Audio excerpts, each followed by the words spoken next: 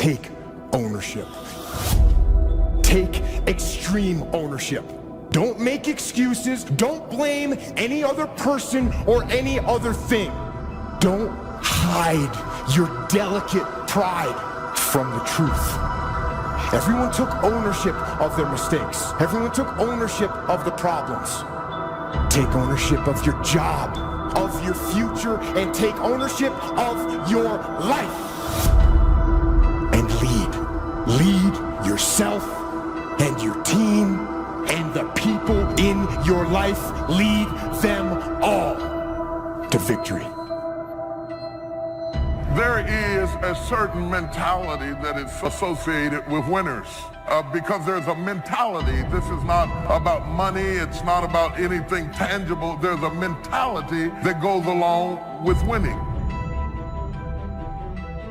Trying to learn early the consequences of errors in judgment, poor behavior, and then try to learn from others that have gone down a disastrous road, and sure enough, they suffered the consequences, and you say, wow, then I'm going to change direction because I don't want those consequences.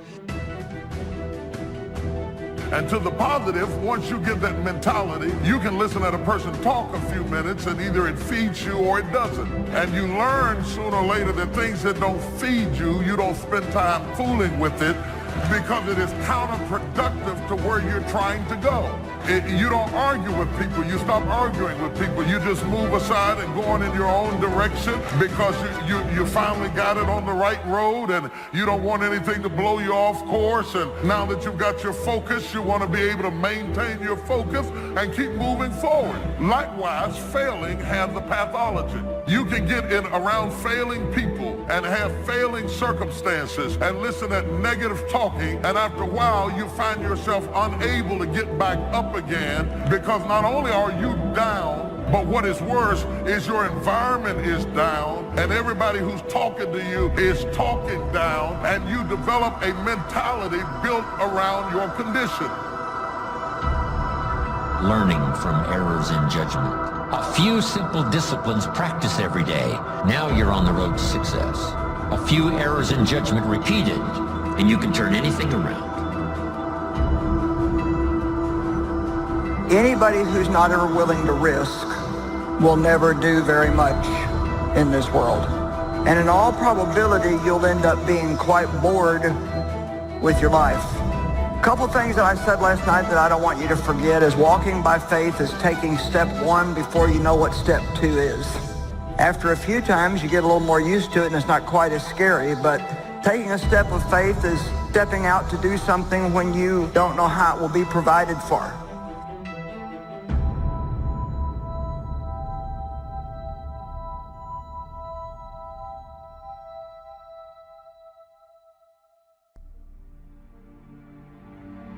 How you gonna show power if you're not up under attack?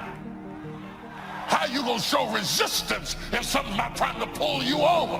Resist, resist. Stop being neutral and stop being indifferent. Resist. Take a stand and resist.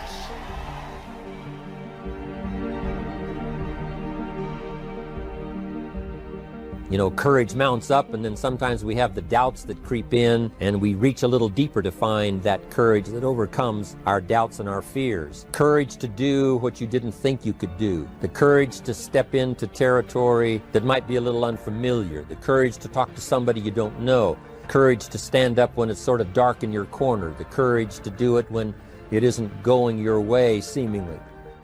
Be strong and very courageous. Be strong and very courageous. Be strong and be of good courage. Be strong and possess the land. Don't wait anymore. Don't think anymore. Don't plan anymore. Don't contemplate anymore. Don't make any more excuses or justifications. Don't rationalize anything else. No and no. Instead, be aggressive. Take action now. And what is the first action that you need to take? Take the step. Step aggressively towards your fear. And that step towards your fear is the step into bravery. Because we're scared of what we don't know. And there is only one way to learn and to know, and that is to confront that fear. You have to step, you have to go. And this simple action, this simple attitude, it answers so many questions. How do you change your diet? You step, you go. You step, you go.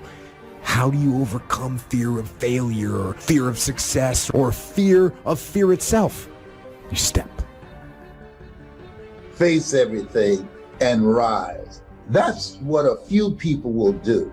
The ones who will face everything and run, they've already gone to look at television and constant negative news and other drama stuff and go to bed fearful tonight. They won't even get a good night's sleep. This is for people that are positive, that are motivated, and that are hungry. I can't say this enough. Work on your mind. Listen to things that empower you, that builds your spirit, that's got your name on it. Listen, why? Because faith comes by hearing and hearing and hearing. Oh, I heard it before. No, listen until you're producing the results. If you're not producing the results, you haven't heard it enough. You got to listen till it goes past the conscious mind to the subconscious mind. So you need a coach, somebody that can see what you can't see.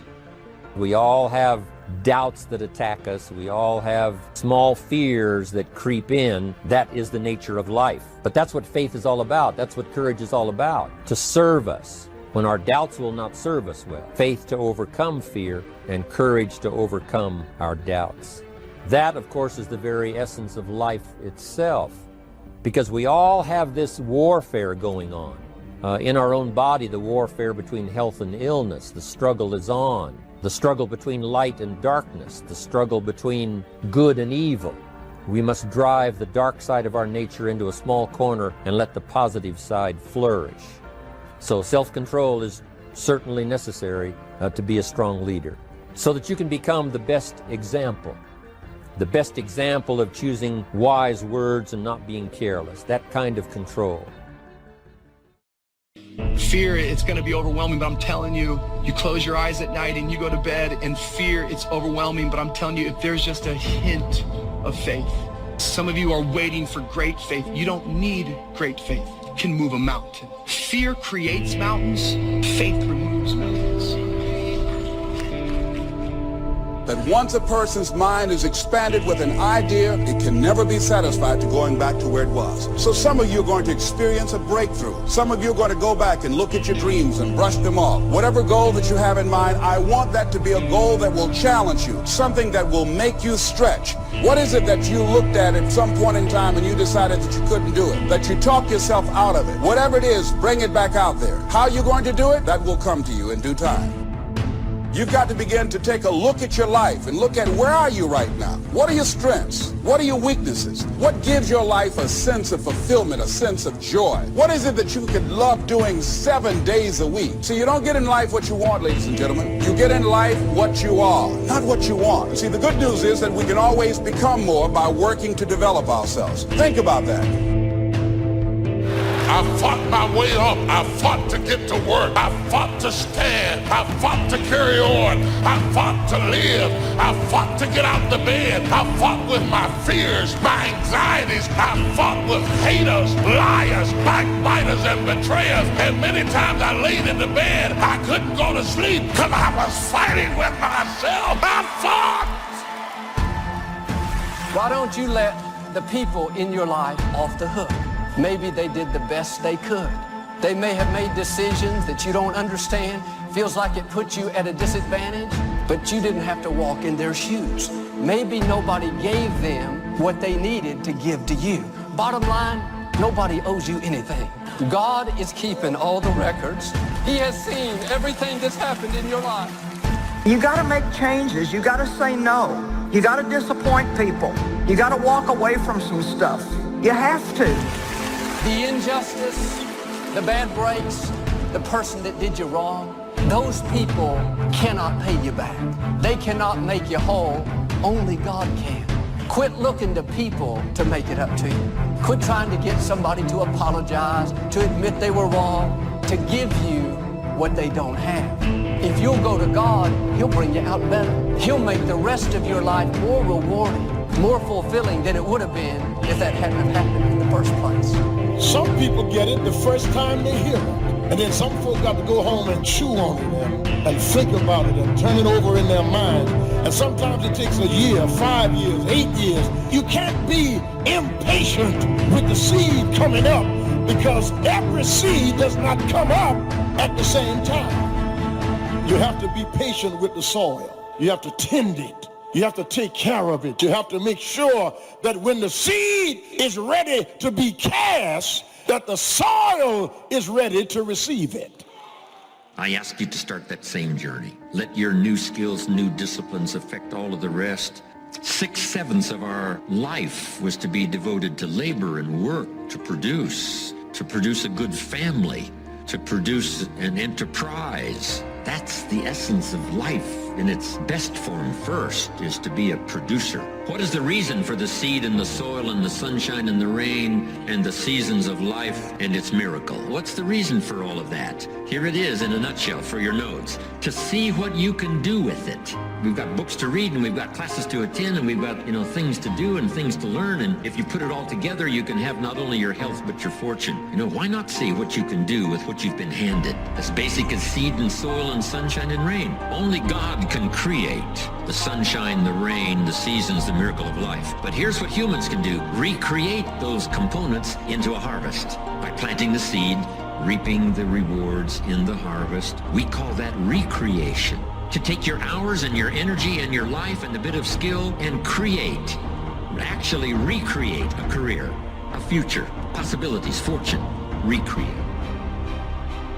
I mean, really, how many years ago did you come up with what you could and couldn't do in your life? How many years ago?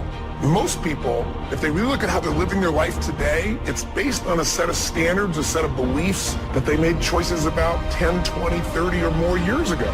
I mean, very often we made decisions in our youth or very young about what to believe, about what we were capable of, about who we are as a person, and that becomes the glass ceiling, if you will, that controls us.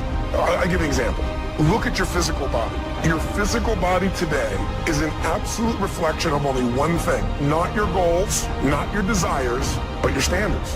Again, the strongest force in the human personality is this need to stay consistent with how we define ourselves. So when you begin to say, what is it that I want to leave? What contribution that I want to begin to make? What difference do I want to make in life? What chances I need to take? What risks do I need to begin to embrace? What fears do I need to step on? What areas of my life am I dead right now? What dreams? You can either live your dreams or live your fears. You have got to get to a point where you say, I'm sick and tired of living like this. There's got to be more. That's when people go out and strike out on their dreams. You don't always get your goals, but you always get your standards. Everybody in life gets their musts. They don't get their shoulds. Most people have a list of shoulds, don't they? Don't you have a list of the shoulds, things you should do, you should follow through on? I should get into the office earlier. I should be, more confident. Whatever your should list is, when you decide something is a must for you, an absolute must, when you cut off any possible, you say, I'm going to find the way or I'm going to make the way. Once you see that you're suffering either early consequences or severe consequences, all you have to do now is shut down that route, pick another destination and start going that way with some easy disciplines that day by day gather momentum, and now one success leads to another, leads to another. All disciplines affect each other. What's interesting about success is starting a new discipline, a couple of new disciplines, and sure enough, once you've gained just a little bit of success in a couple of new disciplines, it'll inspire you to clean up the rest. Each lack of discipline affects the rest.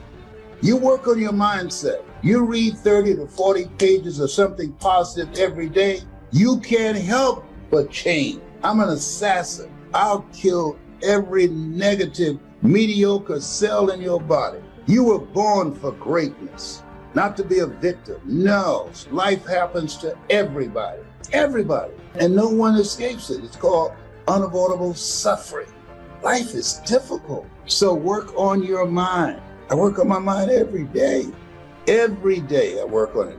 There's a calling on your life.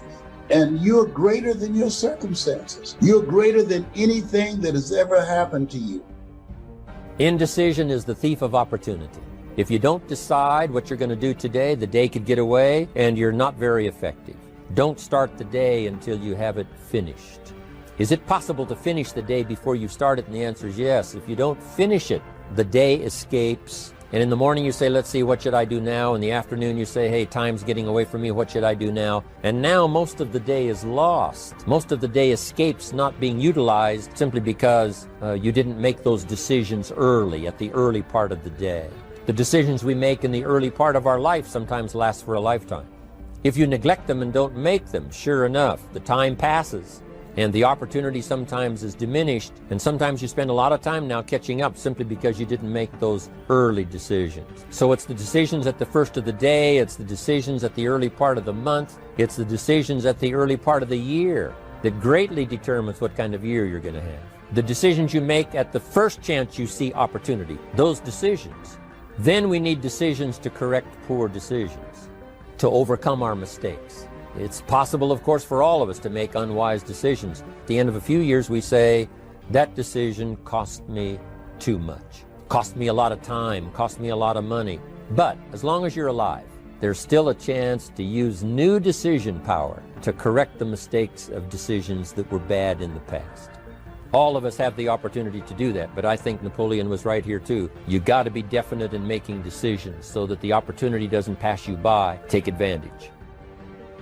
The people that do that, the people that go against the grain, the people who ignore the naysayers, the haters, the people who turn a deaf ear to people telling them what they can't do. Do what you can do. Give it everything that you have. What are you hungry for? Because when we come out of this, our lives will never be the same again. A lot of people are going to be left behind. A lot of people will be devastated. A lot of people will take themselves out. But a few people, those who are able to rise, a few people, the road to life is straight and narrow, but few there be that find it, because few there be that are hungry. You got to go all out. It takes everything in you. You got to feel that you were chosen for such a time as this. This is an appointment, a divine appointment for your dream. This could be the greatest time you ever live if you control what you focus on, if you find a more empowering meaning, and if you decide to model the actions of those who succeeded before you. It can be the best financial time, the best emotional time, the best spiritual time of your life, but you better take control of your state. And if you think you're going to do it just by today, you're wrong. You're going to need to get yourself some rituals. So you better do the right thing at the right time, and to do that, you better know what season you're in, and to do that, you better learn how to change your state, how to take control of your own conditioning. That's what I live for. A good leader has definite plans. Your plans to be financially secure. You got to have good plans. One more on plans, and that is the plan for your personal development. The plan to be better this year than last year. The plan to take the classes, do everything you possibly can to show personal progress. Not just financial progress, but the progress of personality, the progress of communication skills, the progress in how to deal with people. You need those kind of plans. A plan for personal growth, personal development, a plan to be all that you can possibly be. Got to have good plans. A good leader has the habit of doing more than what he gets paid for. What an incredible philosophy this is. It's what we call the service that you put out like seeds in the ground that doesn't bring the harvest immediately, but the harvest is yet to come.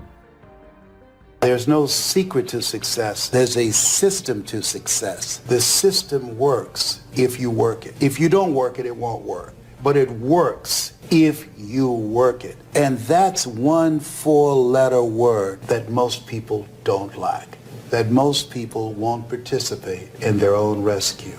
And there are people who will be presented with an opportunity, who know that they could be laid off at any moment, who know that them keeping their job has nothing to do with how good they are. And yet and still, they'll go to work and have knots in their stomachs, hoping when they open up an email that they have not been told this is your last day. They'll go to work hoping There's not a security guard standing by their desk with a box and say, empty your things in here and take them to the front door and escort them to the parking lot.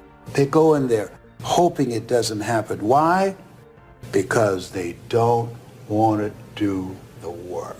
It's an aversion to most people's spirit.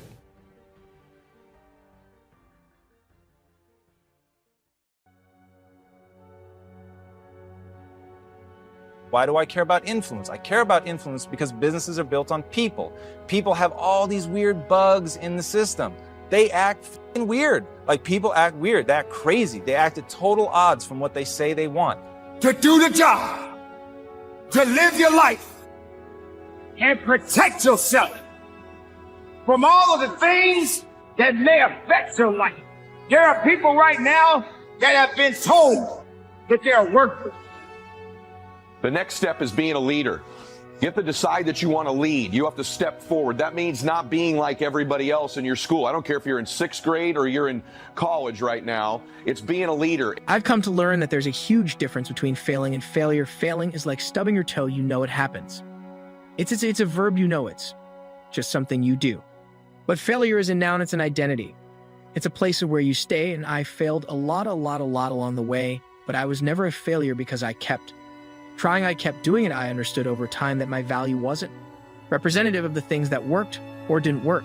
It's really bizarre. And one of the things, it's bizarre until you really get into the psychology of why it is. Once you understand why it is, then you can have some influence over it. So that really is the thing nobody talks about. And I'm always weirded out how nobody talks about emotion. Nobody wants to connect. Brene Brown talks about vulnerability. If you don't know Brene Brown, look her up. Dude, I will be the most vulnerable cat whenever, because it tells people I'm real. It gives you real insight into me as a human being. Now, why is that important? Because you know I wouldn't do it if it didn't move me towards my goals. So even vulnerability for me is a strategy. But the reason it works is because I'm opening myself up as a human being. Connection regrets are, if only I'd reached out. And these are regrets about relationships, where you have a relationship, or you should have had a relationship, and it comes apart, usually through drifts, and you want to reach out, but you don't because you think it's going to be awkward and the other side's not going to care, so it drifts out even more, and then in some cases it ends up being too late. And so these 4 regrets, to me, reveal what makes life worth living. What do we want out of life? We want a stable foundation. We want some stability. We want a chance to do something. We want a chance to learn and grow and lead a psychologically rich life. You're connecting with people on a real level. It is just a truth. Human beings want to connect with authentic people. And the people they distrust the most are the ones that they can't understand their motives. When you don't understand someone's motives, I'll speak for myself. When I don't understand someone's motives, they freak me out. I can feel them trying to move me around the chessboard, and I don't know why. I don't mind when I feel someone moving me around the chessboard when I know why they're doing it, because then I can decide if I want to move or not. But if I don't know why, there's just that resistance to being moved, the unknown, the unease that causes. So once I fully accepted that I was dealing with humans, that they didn't want to feel me moving them around the chessboard, that they would respond. If I opened myself up to them, they would open themselves up to me, that they would open themselves up to each other, that we could really get some teamwork and some cohesion. If I hired for compassion, which is it just works in human societies. Humans are a social animal. We want to do the right thing. I'm convinced that most of us want to do the right thing. And what else do we want? We want love. We want connection to other people. And that's what makes life worth living. In a weird way, regret also taught me about what makes a good life, because I had collected 16,000 regrets from people in 105 countries. And when they told me their regret, in a sense, they were also telling me about what made life worth living. How do I turn that? Like, how do I take something that feels like it hurts and turn it into progress? This is important. In some ways, it's central. Regret hurts. There's no question about that. But here's the thing. Regret also instructs, and you can't have one without the other. So if you avoid the pain, you don't get any of the learning. So what you have to do is be able to process that pain. And I think there's a way for us to do that, to take our regrets, use them as signals. It was so frustrating because I was chasing an idea, a value, not understanding that I was valued to begin with. A crumpled up 20 bill is still 20. It doesn't lose its value when it's beaten up. You have a right to what you're feeling, but just because you feel it doesn't mean it's real. I'm going to acknowledge that I don't like this, but I'm also going to acknowledge that I don't want to stay in this feeling, because if I already have to go through this diabetes, I already have to go through being different. That they want to mount to anything, and they have allowed their emotions and their feelings to get disrupted. And ladies and gentlemen, you allow these things to happen because you're not protecting yourself. So you got to suit up. You got to put on that armor. You got to be a little bit more faithful. You have to understand that there is a purpose behind the purpose. And there is a greater power than you and I. It's not being one of the guys. It's not being part of the pack. It's being different than other people. It's thinking different than other people. It's learning early in life that other people's approval, your friends, your buddies liking everything you do and believing in everything you do is not going to get you where you want in life. It's being a leader. It's being a visionary. It's being unique. It's stepping out. And when you're young, you're going to take criticism for it.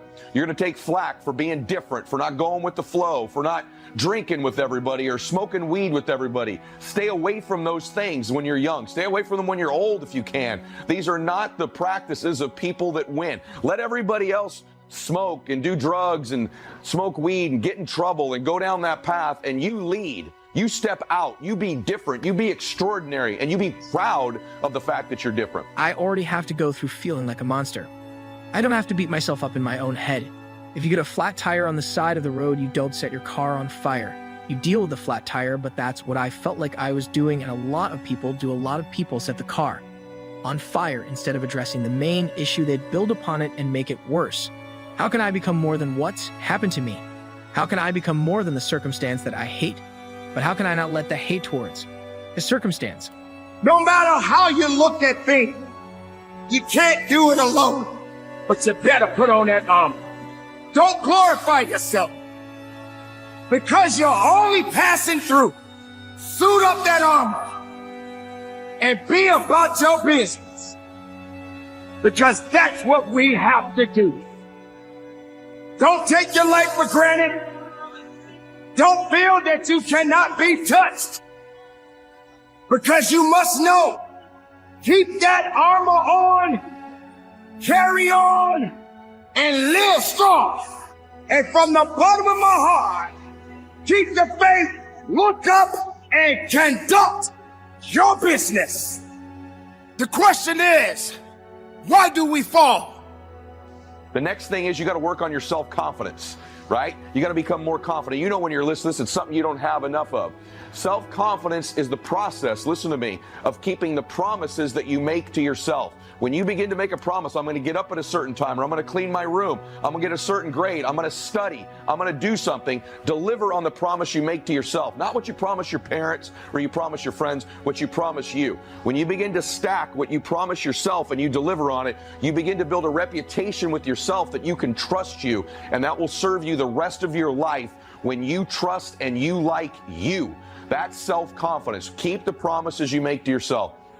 The next part is start to work on your self-worth, your identity, which is different than just your confidence. Self-worth means I deserve this. I'm worth this. And that comes from doing the hard work. That comes from being unique. It comes from noticing it when you're a leader, noticing it when you do things other people don't do, noticing it when you turn away from bullying somebody and you're the kind one, or you interrupt someone who's bullying and you stop it. I can't control me. You know, sometimes we get addicted to this, like making everything beautiful, making everything like amazing, and sometimes we have to be real. Some situations do suck, they do, and we have to allow them to suck and not invalidate the fact that it does suck. My job is to not let my mind take over. And that's when I win and when I lose, and everything in between. You have a choice between what you think and what you do, and that choice is everything is everything.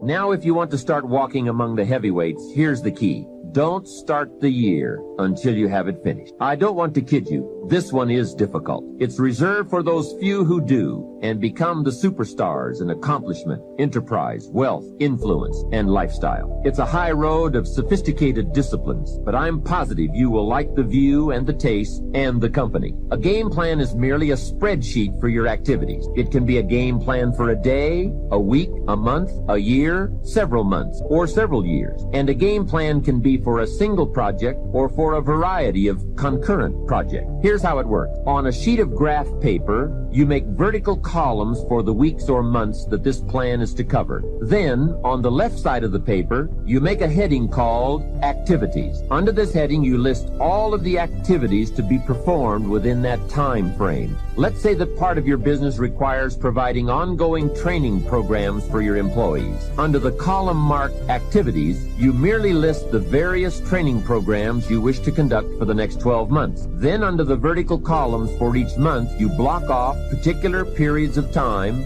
for these training classes. Game plans can be used to help you plan almost any aspect of your business or enterprise. They can also be used to help you organize all areas of your life, from investment plans to reading plans. Game plans are particularly useful when it comes to scheduling family time, vacations, special weekends and trips, and so forth. Everyone who is important to you wants to see where he or she is on your game plan, especially if your business often requires you to spend a lot of time away from home. And remember, there's nothing like a visual plan. It's so much more effective to be able to show members of your family where they are on your game plan, as opposed to merely telling them in conversation. Now, a game plan can be as detailed as you wish, and please be forewarned now that you are probably going to tear up several before you get what you want. This is something you have to work with. Every game plan must be tailored to fit a particular need. The chart you use for your personal plans may not necessarily be suitable as a chart for your business plans. Here is another key benefit of using game plans. If you have your plan in your projects book or up on a wall somewhere, it serves as a constant reminder to get busy on all the activities you have scheduled. Or, if there are a lot of blank holes beside the activities you have listed, your plan reminds you to get busy scheduling them. Now you might well ask, doesn't a calendar do the same thing? Not really. Many of the events on your game plan will be on your calendar, but here are the major differences. First, the visual reminder of the spreadsheet and the list of activities on the left that have no corresponding time assigned to them on the right serve to remind you of what is not yet done. A calendar just won't give you that kind of information. And second, it is so important to take a look at 3 months, 6 months, 1 year at a time for highly effective planning. With a game plan, you can get a sense of the whole picture of the time frame and all of the important activities at one look. To effectively design something, you just have to have a picture of the whole finished project, complete or as complete as possible. Game plans are both exciting and painful. Painful because of all the things you must get on with and plan, make up your mind about, or give serious thought to. And painful because they illustrate how far behind you are sometimes. But they are also very exciting, both because they help you to foresee how your life, your business, and your family are going to unfold over the coming months, and because they can help you get the job done. It's like looking at the artist's rendering of the finished project. It brings all kinds of feelings to the surface as we see it all take shape and unfold. And it also gives you that incredible feeling of being in charge. You have your life in hand and in order and well designed. Remember how valuable a day is. It is part of your whole life enterprise. A day is like a piece of the mosaic of your life. Fashion it wisely to the best of your genius. For as someone once said, at midnight, the winged messengers come and gather up all these pieces and take them off to wherever the mosaic is kept. And surely on occasion one messenger says to another, wait till you see this one. A well-fashioned day with a beginning and an end, a purpose and a content, a color and a character, a feel and a texture. This well-fashioned day takes its place among the many and becomes a valuable memory and treasure, an equity of experience and spirit and life. And remember, the genius to do all this lies within you. Never forget that. He said, listen to Paul Harvey every day. So you want to be a disc jockey? Yes, sir. He said, I want you to create your format. What will your personality be? What style are you going to have? I said, wait a minute, sir. I want to be a disc jockey, but I don't have a job yet. And then he said something. He said, it's better to be prepared for an opportunity and not have one than to have an opportunity not have. He said, you got to expect to become successful. Let us say together, I expect to win. I expect to increase my recruitment. I expect to be a great presenter. I expect to become a millionaire. It's my time. It's possible. It's necessary. It's me. It's hard. It's worth it. Nietzsche said, if you know the why for living, you can endure almost anyhow. Your homework assignment is write down 5 reasons that will make it worth it for you. So when the tough times come, and they're going to come, when you feel like you can't see the light at the end of the tunnel, and that's a part of the process, your reasons will be your rod and staff to comfort, to take you through the storms of life. He told me, you want to be a disc jockey, practice on your communication skills. Visualize yourself talking to thousands of this. See yourself on stage presenting. Be willing to invest in yourself. Warren Buffett was being interviewed by a financial analyst on CNN. He said, what's the most important investment a person can make today? Warren Buffett, a billionaire, has billions of dollars in the stock market, billions of dollars in real estate. He looked at the reporter and said, the most important investment you can make is in yourself. The reason you're here, the reason you invested your money, your time and energy in transportation and the room and all the costs in a so-called tough economy, because you have the mindset of a billionaire. You know, investing in yourself, you are your most treasured asset. Give yourselves a round of applause. Come on, bring energy level up. So he said, Mr. Brown, I've done all that I can do for you. You got to go out and face the music. Go with the things I've taught and make it happen. I went to WMBM radio station on Miami Beach. Milton Butterball Smith is the program director. Hello, Mr. Butterball. My name is Les Brown, sir. I like to be a disc jockey. He said, young man, you have any journalism in your background? No, sir, I don't. You have any experience in broadcasting? No, sir, I don't, but I practice every day. Show you how good I am. He says, no, we don't have a job here. How many have been rejected? Raise your hands. I was devastated with rejection. I went back, Mr. Washington. I said, Mr. Washington. They said, no. He said, don't take it personally. Most people are so negative, they have to say no 7 times before they say yes. He said, you gotta be hungry. Go back again. I said, yes, sir. I went back again. Hello, Mr. Butterball. How are you, sir? My name is Les Brown, sir. I like to be a disc jockey. He said, I know what your name is. Weren't you here yesterday? Yes, sir. Didn't I tell you no yesterday? Yes, sir. He said, then why are you back today? I said, well, sir, I didn't know whether or not somebody was laid off or somebody was fired, sir. No one was laid off or fired. Now get on out of here. I came back the next day, talking loud, looking happy, like I was seeing you for the first time. I said, hello, Mr. Butterball. How are you? My name is Les Brown, sir. I like to be a disc jockey. He said, I know what your name is. Weren't you here the last 2 days? I said, yes, sir. Didn't I tell you no the last 2 days? I said, yes, sir. He said, then why are you back today? I said, sir, I didn't know whether or not someone got sick or someone died, sir. He said, no one got sick or died. No one was laid off or fired. Now don't you come back here again. I came back the next day, talking loud, looking happy, like I was singing for the first time. I said, hello, Mr. Butterball. How are you? He looked at me with rage. He said, go get me some coffee. I said, yes, sir. Call your grandson and tell him he still wants you. Call the prison and tell your son he still wants you. And that daughter that shamed you and embarrassed you and hurt your feelings, tell her, come as you are. You ought to just come. You ought to just come right now. You ought to just come. You ought to just come. You ought to just come right now. Tell him he's waiting. He's been up every night looking out the window waiting on his son to come back. I know you come to church, but do you really come to him? He's waiting. His arms are outstretched right now. Some of you have been Christians for years, but you are still carrying deep shame. It shows up in your relationships, and it shows up in your situations, and it shows up in what you won't go after and what you won't do. He loves you. He loves you. He doesn't have to love what you did to love who you are. I gotta go, but I feel the power of the Holy Ghost in this place. Ow! God is here.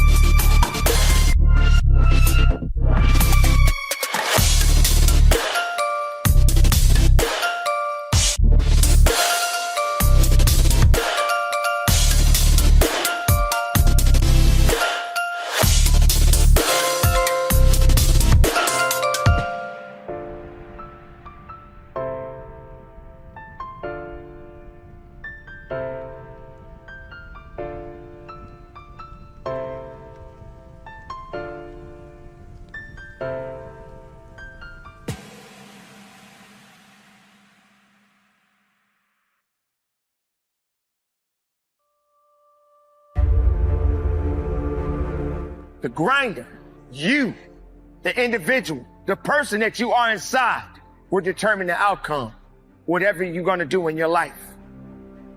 So you must continue to grind harder. You must continue to find a way and make a way out of no way. Don't wait for a handout. Don't wait for someone to tell you to do it. Do it because you need to do it. Do it because it must be done. There are going to be all kinds of challenges that we all must face. You cannot live in this world without a challenge. You cannot live in this world without a struggle. Because with every struggle that you have been through, it will help you to be stronger. But you cannot give up. Don't be afraid of the hard work. Don't be afraid to grind a little bit harder. Don't be afraid to sweat a little bit. It's okay, man. This ain't the time to be sitting up there feeling sorry. This ain't the time to be saying you don't have what it takes. So if you get some setbacks, embrace them. Sure, every day is not going to be a good day for you. Every day is not going to always happen for you. But it's always something happening. But you got to make it happen for the right reasons. For every day of your life, you must continue to believe in yourself. For every day of your life, you must have enough faith and understanding that it's up to you to make that difference count. So continue to grind. Grind with everything you got. Be strong every day of your life. No matter what comes your way, keep grinding. Man, it's so tough, because I remember when I was young and I didn't have my father, right, in the household. And we became cool. And I remember I used to live my life and I had it was like a resentment toward him, right? Because I couldn't understand why he wasn't there early on. I just couldn't understand it, right? And when I would be home and we would experience certain things, and me and my cousins would be asleep on the floor, right? And there were certain questions and things at times that I wanted to ask my father, and because he wasn't in the household, I couldn't ask him. So it created a resentment until one day I just asked. We were together and, I just asked man, what happened? And he just shared with me what happened, right? I was young, your mother was young, right? I ended up losing my mother, right? And I was just scared, right? And when he told me this situation, I could understand it, right? And for most people, it's forgiveness is the hardest thing in the world. And when you see a son, when you see him coming up with his mother, or you see a father that's not present, a lot of times for me, I think now, man, what's that situation? And I want to understand it, right? Because I firmly believe, as tough as the situation is, my teacher said this to me. My teacher, who's my mentor, my 8th grade teacher. He said to me one day when I was in the 8th grade, because we was talking about fatherhood and stuff like that, and some of my friends, they were talking about their fathers. We were just having a man conversation. And one of my friends said, man, my father don't care about me. He don't want me, right? I'm in the world, I don't see him, right? And my teacher said to him, son, I don't think any man brings a kid into this world and don't think about him and don't love him and don't want him. And the kid was like, no, man, that's wrong, right? He was like, I'm a man, I'm a father, I'm a husband, right? And when he said it, at the time I was young and I was like, I don't know. But now that I'm a father, right? I got 2 kids, or I got 3 little sisters, right? And it's this thing inside of me that makes me think it was true. It was real.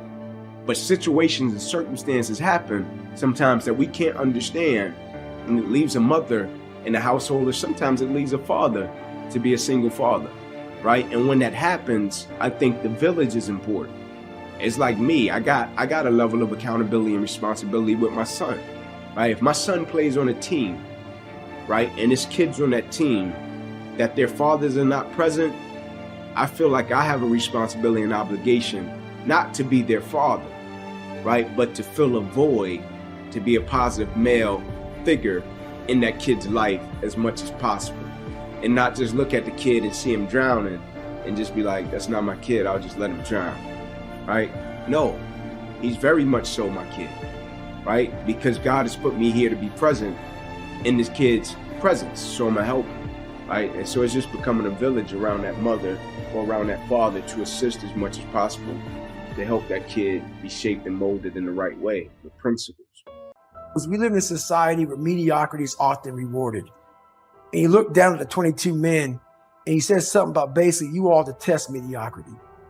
And he goes on to talk about this mediocrity and shit. And I just sat back and I said, God, man, I want to be like these motherfuckers. I want to feel, because now I was projecting myself in those chairs. I want to, how do y'all feel like right now? And I want to feel like you do. You 22 men, I want to feel like that, man. I said, I'm tired of feeling the way I feel every day. I'm tired of how I feel. I'm tired of lying to myself, lying to people, and it being some piece of shit. And I always knew in the back of my mind, I could be something special, but I knew the work that was going to take was going to kill me. I was afraid of that.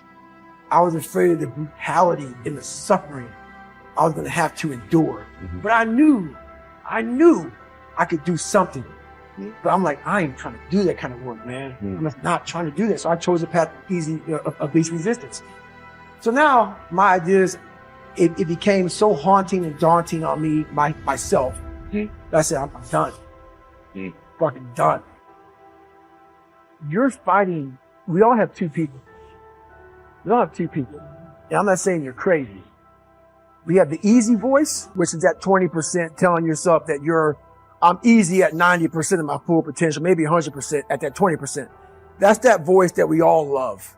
That's that very comfortable voice that's that mommy holding you saying it's going to be okay.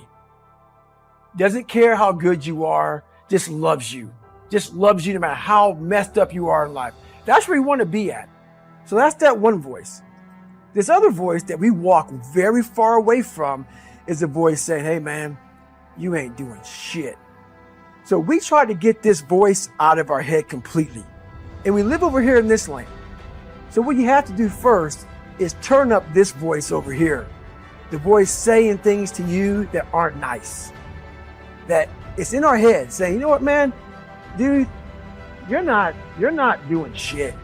You're not I mean, and it's not putting yourself down.